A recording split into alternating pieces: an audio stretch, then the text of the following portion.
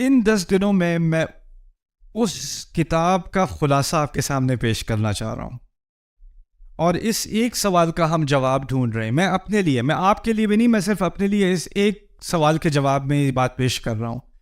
میرے نزدیک قرآن انسان کا کلام ہو ہی نہیں سکتا. کیوں نہیں؟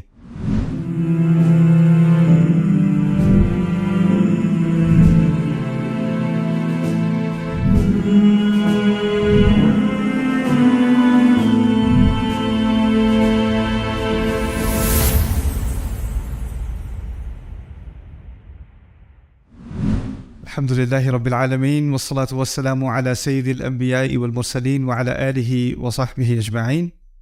چلیں میں آپ سے اس کورس کے بارے میں کچھ باتیں کرتا ہوں. یہ کورس اصل میں اس کی شروعات ہوئی تھی جب میں کالج میں تھا، اور کالج میں نے ایک کورس لیا تھا کمپیریٹیو لٹریچر. اس میں فلسفے کی کچھ کتابیں، اس میں بائبل، اس میں یونائٹڈ اسٹیٹس کانسٹیٹیوشن، اور اس میں قرآن کا بھی کچھ حصہ ہمارے کورس اسٹڈی کا حصہ تھا. ہمارا پروفیسر تو لٹریچر کا پروفیسر تھا، اور سارا مٹیریل انگلش میں تھا. اور اس میں ایک ہمیں ہوم ورک اسائنمنٹ دی گئی تھی. میرا پہلا سیمسٹر تھا کالج میں، نیو یارک میں، اور اسائنمنٹ یہ تھی کہ بائبل میں جوسف کی کہانی جو ہے، story of Joseph in the book of Genesis, اس کا آپ نے تقابل کرنا ہے قرآن میں سورہ یوسف سے. سورہ یوسف 12ویں سورت میں سیم اسٹوری آف جوسف، اور یہاں پر بائبل کی اسٹوری. ان دونوں کا آپس میں کیا تعلق ہے، ان کا کیا کمپیریسن ہے. تو مجھے جب یہ اسائنمنٹ ملی، میں نے پہلی دفعہ سورہ یوسف ترجمے کے ساتھ پڑھی، انگلش ترجمے کے ساتھ، اور مجھے وہ بہت ہی کنفیوزنگ لگی. پہلے میں نے بائبل کی اسٹوری پڑھی تھی. اچھا، بائبل کی اسٹوری میں نام بھی ہے، ماں کا نام بھی ہے، باپ کا نام بھی ہے، بھائیوں کا نام بھی ہے، کہاں پر رہتے تھے، کون سے گاؤں میں رہتے تھے، مصر کیسے پہنچے، مصر میں کس علاقے پر پہنچے، وہ جو منسٹر تھا عزیز، اس کا کیا نام تھا، اس کی بیوی کا کیا نام تھا، ساری معلومات تھیں. آپ قرآن پڑھو تو نہ بھائیوں کا نام، نہ ماں کا تو ذکر بھی نہیں.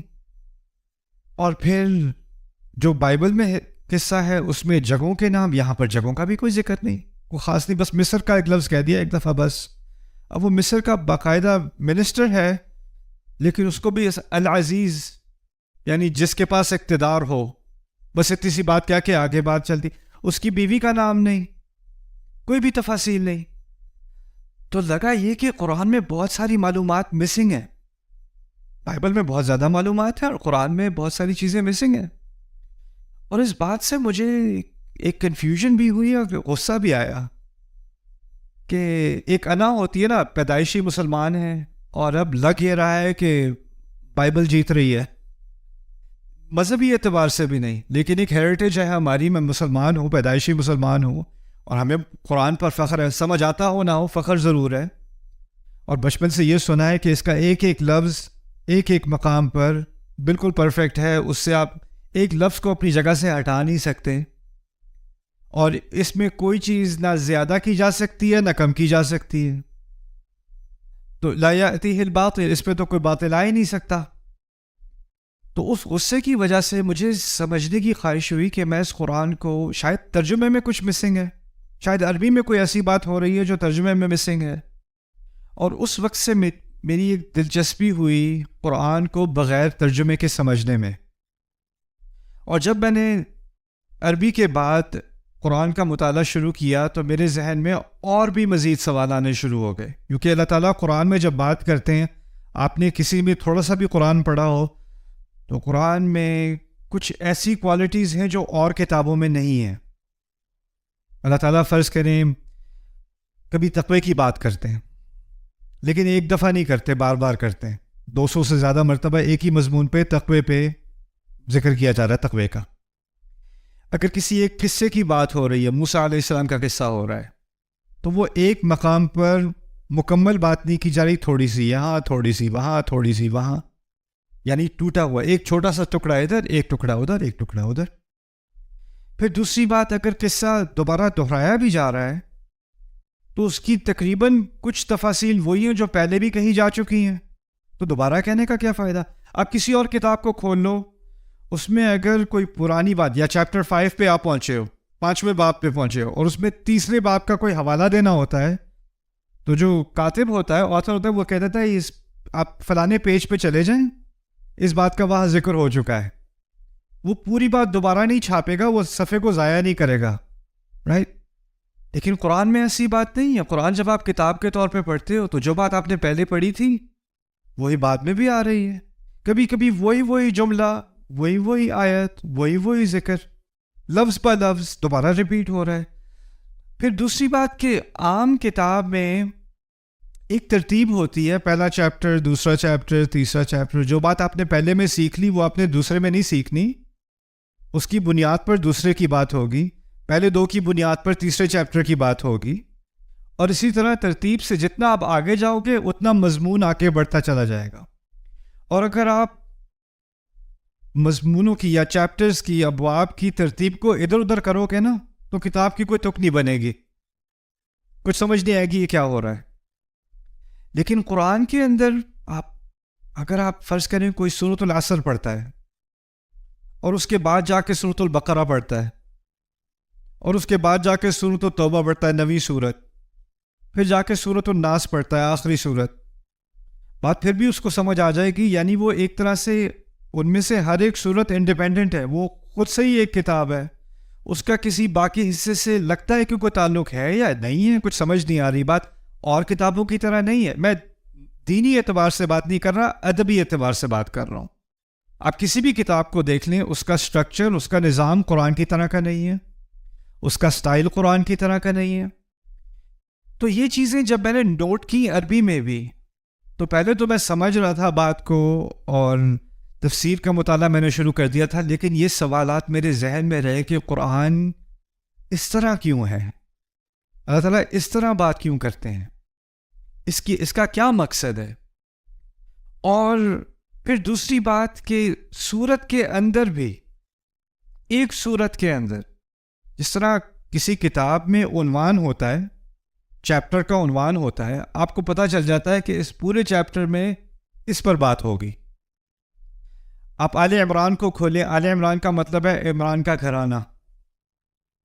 آل عمران کی 200 آیات کا آپ مطالعہ کریں، عمران کے گھرانے پہ بہت تھوڑی آیات ہیں، اکثریت کسی اور چیز کے بارے میں بات ہو رہی. سورۃ البقرہ کوئی چیپٹر کا نام پڑھ لے، بقرہ، وہ کیا سمجھے گا کیا بات ہونی ہے اس کے اندر؟ گائے کے بارے میں بات ہو رہی ہے، بھینس کے بارے میں بات ہونی ہے، اور کیا بات ہونی ہے. لیکن جب آپ پڑھتے ہو تو وہاں ایک قصے کا ذکر تو ہے، لیکن وہاں بہت ساری باتیں اور ہر طرح کی بات ہو رہی ہے اس کے اندر. تو ان سوالات کے جواب کی تلاش میں میں نکلا، اور ان کا جواب مجھے نہ ترجمے میں ملا ان سوالات کا. میں نے سوال اپنے پاس رکھے، میری بری عادت ہے، مجھے کوئی سوال سے نہیں روک سکتا. اور ہمارے سرکلز میں کیا ہوتا ہے، خاص کر جو دینی سرکل ہوتا ہے، اس میں اگر آپ کو ایسا سوال پوچھو جو آپ کے پڑھانے والے کو اچھا نہ لگے تو آپ کو کہہ دیتے ہیں استغفار کرو، توبہ کرو، یہ کوئی پوچھنے کا سوال ہے، اور وہ آپ کو سپریس کر دیتے ہیں. لیکن میری بس ایک دماغ میں ایک بات آ گئی، مجھے اس کا جواب چاہیے. تو میں اس سفر پہ نکلا، کیا کچھ لوگوں نے ہماری تاریخ میں یہی سوال پوچھے ہیں کہ نہیں، اور ان سوالوں کے جواب کی تحقیق کی ہے کہ نہیں. اور مجھے دل کو بڑی خوشی ہوئی کہ اس پر بہت کام ہوا ہے، بہت زیادہ کام ہوا ہے، لیکن اس کی اکثریت عربی میں ہے، اس کام کی اکثریت، اور اس کا ایکسپوجر عربوں کو خود بھی کم ہے. یعنی عام عرب آج کا اس کو ان باتوں کا علم نہیں ہے. اور اس کے علاوہ جو باقی مسلمان ہیں، جو اکثریت ہے امت کی غیر العرب، ان کو تو بالکل بھی نہیں ہے. اور پھر دوسری بات یہ کہ یہ جو کتابیں ہیں جن میں ان باتوں کے بارے میں کچھ بات سکھائی گئی ہے، وہ ایسی علمی کتابیں ہیں، ایسی ٹیکنیکل کتابیں ہیں کہ اگر میں آپ کو ان کتابوں کا حوالہ دینا شروع کر دوں تو آپ کو پہلے ہی بات سمجھ نہیں آئے گی کہ وہ بات ہی اتنی پیچیدہ طریقے سے بات بیان کی جا رہی ہے. تو اس کورس، میں نے ایک کورس تیار کیا تھا 2005 میں، 2005 میں، ڈیوائن سپیچ کے نام سے. اس کا مقصد یہ تھا کہ تمام تحقیق ایک ویکینڈ میں کسی ایسے مسلمان کے سامنے میں پیش کروں جس کا عربی میں کوئی بیک گراؤنڈ نہیں ہے، اس کو بالکل عربی نہیں آتی، اس کو بالکل تفسیر کا کوئی علم نہیں ہے، لیکن اس نے قرآن کا ترجمہ کھولا اور پڑھنا شروع کیا، اس کو کنفیوژن ہوئی کہ یہ کیا ہو رہا ہے، اس کتاب کے اندر کیا ہو رہا ہے. اور میں اس کے سامنے یہ بات واضح کرنا چاہ رہا ہوں کہ میں اس تحقیق کے بعد اس نتیجے پر کیسے پہنچا کہ یہ ایک انسان کے لیے ممکن ہے ہی نہیں. یہ کلام انسان کے لیے ممکن نہیں ہے. اب جو شروع سے بچپن والا دعویٰ میں سنتا آ رہا ہوں نا کہ یہ قرآن انسان کے لیے اس قسم کا کلام کہنا ممکن نہیں ہے، اس کی بنیاد تھی کہ مجھ سے بڑوں نے کہا ہے، میرے والدین نے کہا ہے، امام مسجد نے کہا ہے، میں نے بار بار یہ بات خطبوں میں سنی ہے، میں نے مان لی. میرے پاس اس کی اپنی کوئی ذاتی دلیل نہیں تھی، کسی کی سنی ہوئی بات میں نے مان لی. لیکن اگر میں صرف اسی بنیاد پر اس کا اعتماد کروں کہ ہاں اس کے مقابلے میں کوئی چیز ہو ہی نہیں سکتی، اور اس کا مجھے کوئی فرسٹ ہینڈ یعنی براہ راست کوئی تجربہ نہیں ہے، کوئی علم نہیں ہے، تو پھر میں کسی اور پہ اعتماد کر کے اپنے ایمان کا سہارا لیے ہوئے ہوں. قرآن بار بار کہہ رہا ہے افلا تعقلون، سوچتے کیوں نہیں، سوچتے کیوں نہیں، سوچتے کیوں نہیں. اور ہم کہہ رہے ہیں کسی اور نے سوچ لیا وہ ہمارے لیے کافی ہے. تو اس سیمینار کا مقصد یہ ہے کہ وہ جو کورس میں نے کئی سال پہلے تیار کیا تھا، پھر اس کے بعد وہ ایک کتاب بھی بنی، الحمدللہ وہ یونیورسٹیز میں بھی پڑھائی جا رہی ہے، یہاں تک کہ نان مسلم یونیورسٹیز میں ییل میں بھی پڑھائی جا رہی ہے، قرآنک اسٹڈیز کے اندر ملیشیا میں بھی پڑھائی جا رہی ہے. ان 10 دنوں میں اس کتاب کا خلاصہ آپ کے سامنے پیش کرنا چاہ رہا ہوں، اور اس ایک سوال کا ہم جواب ڈھونڈ رہے ہیں. میں اپنے لیے، میں آپ کے لیے بھی نہیں، میں صرف اپنے لیے اس ایک سوال کے جواب میں یہ بات پیش کر رہا ہوں. میرے نزدیک قرآن انسان کا کلام ہو ہی نہیں سکتا. کیوں نہیں؟ اس کی کئی وجوہات ہیں، ان میں سے کچھ وجوہات کا ہم ابھی جائزہ لیں گے.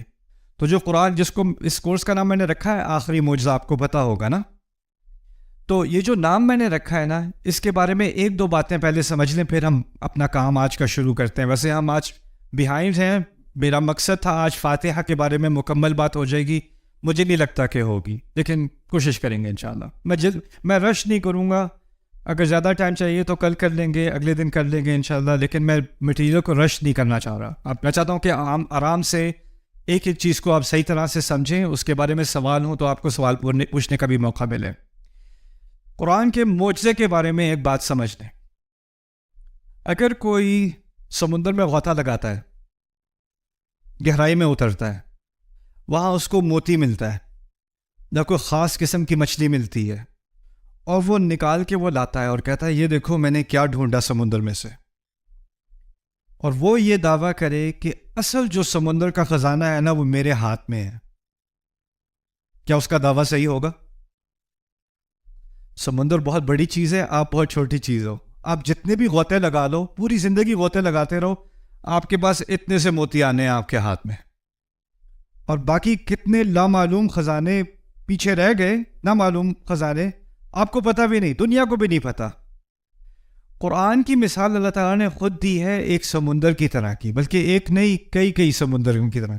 قُلْ لَوْ كَانَ الْبَحْرُ مِدَادًا لِكَلِمَاتِ رَبِّي لَنَفِدَ الْبَحْرُ قَبْلَ أَن تَنْفَدَ كَلِمَاتُ رَبِّي وَلَوْ جِئْنَا بِمِثْلِهِ مَدَدًا. کہہ دو کہ اگر میرے کلمات، میرے الفاظ سمندر کی طرح ہوتے. اس کی مثال دی اللہ تعالیٰ نے. اب سمندر کی مثال سے کیا فائدہ ہوا؟ ہم قرآن میں تدبر کرتے ہیں جیسے کوئی غوطہ لگانے والا سمندر میں غوطہ لگاتا ہے. اگر میں ساری زندگی سمندر کے اندر گزار دوں نا اپنی، تو میرے جسم پہ، پورے جسم پہ کچھ قطرے ہی لگے ہوں گے. میں نے پورے سمندر کا تجربہ نہیں کیا، اور میں گہرائی میں بھی اتر جاؤں تو میرے ہاتھ میں 1-2 موتی آنے ہیں، 5-6 آنے ہیں، 500 آ جانے ہیں، 1000 آ جانے ہیں.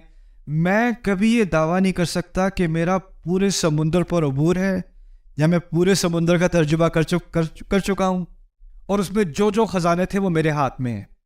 یہ بھی ہو سکتا ہے کہ کوئی اور غوطہ لگائے، اس کو کوئی اور خزانہ ملے اور مجھے کوئی اور ملے، اور میں کہوں اصل خزانہ یہ ہے، اور وہ کہے اصل خزانہ یہ ہے. کس کی بات صحیح ہے؟ ایک طرح سے دونوں کی بات صحیح ہے، لیکن دونوں کی بات غلط بھی ہے. ایک خزانہ یہ ہے اور ایک خزانہ یہ ہے. یہ بھی ہو سکتا ہے کہ وہ میرے خزانے کو دیکھے، میرے موتی کو دیکھے کہ یہ تو بس صحیح ہے، لیکن اصل چیز یہ ہے، میرے نزدیک بہتر خزانہ یہ والا ہے. یہ بھی ممکن ہے، یہ عین ممکن ہے. اس سیمینار میں جن چیزوں کے بارے میں قرآن کے متعلق جو باتیں آپ کے سامنے پیش کروں گا ان کا تعلق زیادہ تر 90% میرے نزدیک ایسی چیزوں سے ہے جو وقت کے ساتھ بدلیں گی نہیں. جیسے آپ کو معلوم ہوگا آج کل قرآن کے معجزے کی بارے میں جب بات ہوتی ہے تو کہا جاتا ہے قرآن میں جدید سائنس سے متعلق معجزات ہیں. آپ نے سنا ہوگا کہ قرآن میں ایسی ایسی باتیں ہیں جو اس وقت کسی کو معلوم نہیں تھیں، اب سائنس کی ترقی کی وجہ سے ہمیں معلوم ہے. تو قرآن کا اصل معجزہ کیا بتایا جاتا ہے؟ Science, right? The scientific miracle of the Quran. اب اس میں مسئلہ یہ ہے کہ سائنس ابھی بھی بدل رہی ہے، ابھی بھی ترقی کر رہی ہے، اور ہو سکتا ہے آج سے 10 سال بعد کوئی نئی ایجاد آئے یا کوئی نیا اکتشاف ہو، کوئی نئی ڈسکوری آئے، اور جو تھیوری ہم سمجھتے تھے کہ صحیح ہے وہ غلط ثابت ہو جائے. ایک زمانے میں نیوٹن حق تھا، پھر آئنسٹائن حق ہوا. تھیوری تو بدل گئی نا. اب جب ایک دفعہ تھیوری بدل گئی، اب پرانی تھیوری سے آپ نے قرآن کو جوڑ دیا کہ قرآن کا معجزہ اس تھیوری کے ساتھ ہے، آگے جا کے وہ تھیوری غلط ثابت ہو گئی. مسئلہ تو کھڑا ہو گیا نا. یہ کیا ہوتا ہے کہ ہم قرآن کا معجزہ قرآن سے باہر ڈھونڈتے ہیں، ٹھیک ہے نا. تو قرآن کے 2 طرح کے معجزے ہیں. ایک قرآن جو باہر کی بات کر رہا ہے، اس سے کبھی معجزہ ثابت ہو سکتا ہے، میں اس کا انکار نہیں کر سکتا، کرتا وہ ہو سکتا ہے. لیکن ایک قرآن کا معجزہ ہے اس کے اندر ہی، اس کو باہر جانے کی ضرورت نہیں، اس کے اندر ہی ہے. اور جو اس کا اندرونی معجزہ ہے نا، وہ چاہے 1 صدی میں ہو یا 20ویں صدی میں ہو یا 30ویں صدی میں ہو، اس میں کوئی فرق ہی نہیں آنا. میرے نزدیک قرآن کا جو اصل معجزہ ہے نا وہ اس کے اندر ہے، اور اس کے باہر جو معجزات ہیں وہ آتے رہیں گے، اور شاید ان میں کوئی حق ہو، شاید بعد میں کوئی بات غلط ثابت ہو جائے، ہو سکتا ہے اس میں امکان ہے غلطی کا. لیکن جو اندرونی معجزہ ہے نا اس میں کوئی غلطی کا امکان نہیں ہے. بات ابھی تک سمجھ میں آ رہی ہے؟ ٹھیک ہے. اب تھوڑی سی بات ہم آج اس پہلے سیشن میں آپ سے فاتحہ کے بارے میں کچھ بات کروں گا. اس سیشن میں صرف الحمدللہ تک، اگر ممکن ہوا صرف الحمدللہ تک بات کریں گے، باقی بعد میں. پہلی بات یہ سمجھ لیں کہ ہمارے ہاں فاتحہ کے بارے میں اختلاف ہے کہ اس کی پہلی آیت یا تو بسم اللہ الرحمن الرحیم ہے یا الحمدللہ ہے. اور آپ دیکھیں گے کہ اگر مختلف ممالک میں آپ سفر کرتے ہیں تو کچھ مذاہب میں، کچھ فقہا کے نزدیک کیونکہ بسم اللہ فاتحہ کا حصہ ہے، تو آپ کسی مسجد میں جا کے مغرب کی نماز میں شرکت کرو گے تو امام اللہ اکبر کہنے کے بعد الحمدللہ سے شروع نہیں کرے گا. کہاں سے شروع کرے گا؟ بسم اللہ الرحمن الرحیم الحمدللہ رب العالمین. اور ہمارے دیسیوں کو لگے گا اوہ یہ کیا ہو رہا ہے یار، بسم اللہ زور سے کیونکہ ان کے ہاں بسم اللہ فاتحہ کا حصہ ہے. اور یہ اختلاف ہمارے مفسرون میں بھی تھا، کیا بسم اللہ فاتحہ کا حصہ ہے؟ پھر ایک اور اختلاف تھا، کیا بسم اللہ ہر سورت کا حصہ ہے یا ہر سورت سے الگ ہے؟ اس بحث میں بہت دیر لگ جائے گی، اور اگر ہم نے بسم اللہ پر آج بات کی تو اسی میں 2-3 گھنٹے لگ جائیں گے. لیکن میں اپنی رائے آپ کے سامنے رکھ رہا ہوں کھل کے. میرے نزدیک زیادہ قوی دلیل یہ ہے کہ بسم اللہ فاتحہ کا حصہ نہیں ہے، اور اس کی تائید میں کچھ دلیل قرآن کے اندر بھی ہے، اور اس کے باہر بھی ایک مشہور حدیث ہے جس میں حدیث قدسی ہے، جو عام طور پر اس سورت کی تفسیر میں حوالہ اس کا دیا جاتا ہے کہ جب اللہ کا بندہ فاتحہ پڑھتا ہے تو ایک ایک آیت کے بعد اللہ تعالیٰ اس کا جواب دیتا ہے. ٹھیک ہے. سو اذ قال العبد الحمدللہ حمیدنی ربی، جواب پہ اللہ تعالیٰ کہتے ہیں میرے رب نے میری حمد کی.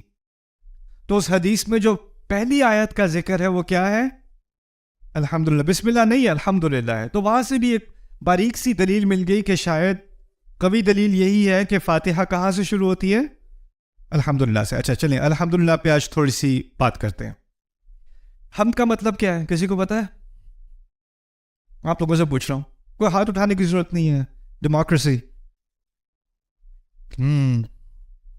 2 چیزیں عام طور پہ ہم ترجمہ کرتے ہیں تعریف، لیکن اصل میں 2 چیزیں ہیں. تعریف، آپ صحیح کہہ رہے ہو، تعریف اور شکر 2 چیزیں ہیں. اچھا، عربی میں تعریف کے لیے لفظ ہے مدح. مدح اردو میں مدح کرنا، مدح. اور ثنا، اس کو بھی ہم ثنا اردو میں بھی استعمال کرتے ہیں. اور شکر کے لیے لفظ ہے شکر. اگر کہا جاتا الشکر للہ تو کیا چیز رہ جاتی؟ شکر آ جاتا، تعریف رہ جاتی.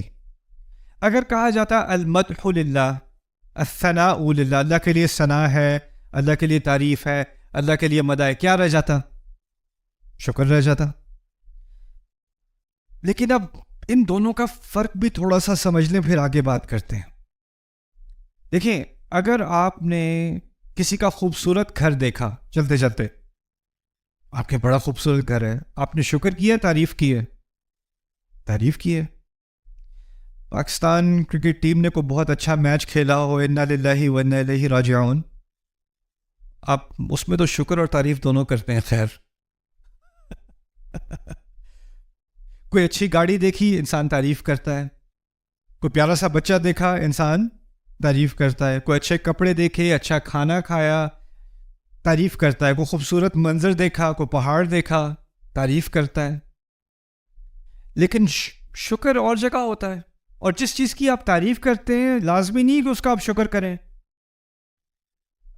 اگر آپ ایک بچے کی، کیوٹ سے بچے کی تعریف کر رہے ہیں، تو آپ بچے کا شکریہ ادا نہیں کرتے، کوئی سینس نہیں بنتی.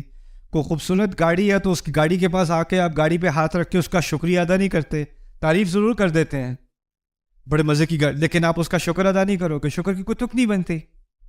اسی طرح اس کا متضاد بھی صحیح ہے.